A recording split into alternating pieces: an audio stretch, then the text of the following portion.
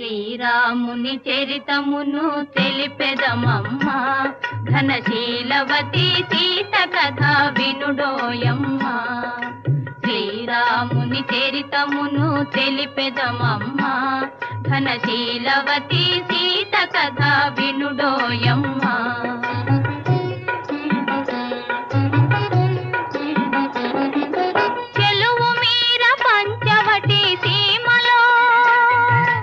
కొలువు చేయ సౌమిత్రి ప్రేమతో, తన కొలువు తీరి రాఘవుడు భామతో. శ్రీరాముని చరితమును తెలిపెదమమ్మా, ఘనశీలవతి సీత కథ వినుడోయమ్మా.